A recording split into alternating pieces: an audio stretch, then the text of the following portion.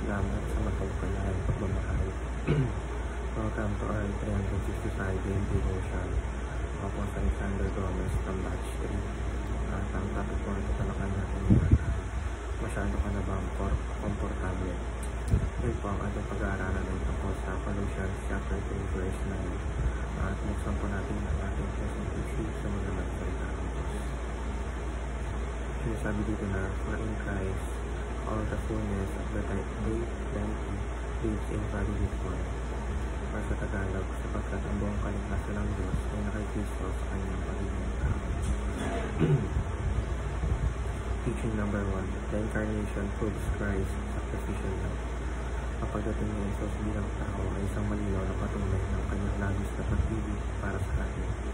Hindi siya nanatili sa langit na malayo at ligtas, kundi pinili niyang bumaba para nasa ng hirap ng pagiging tao.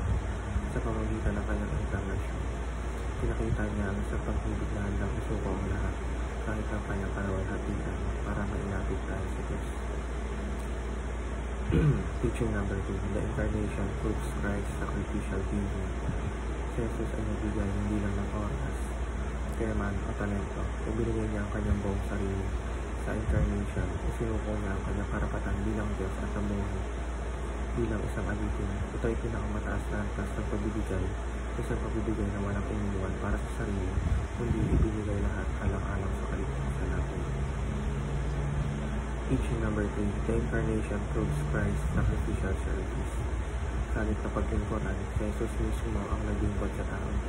Buhay niya ang paglingkod mula sa pagbubugas ng paa ng mga alagad hanggang sa pagbubugas ng buhay sa krus.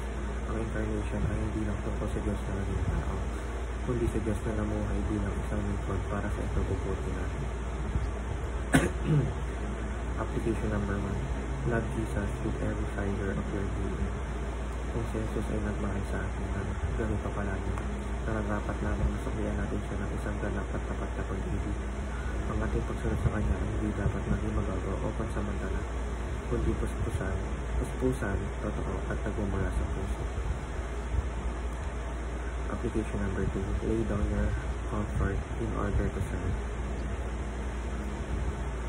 Katulad ng Kristo na iniwan ang langit upang tayo mapaglingkuran, tayo rin ay tinatawag na iwan ang ating mga comfort zone. Minsan kailangan magsakripisyo ng oras, yaman o lakas upang matulungan ang iba at mapalaganap ang pagpili ng Diyos.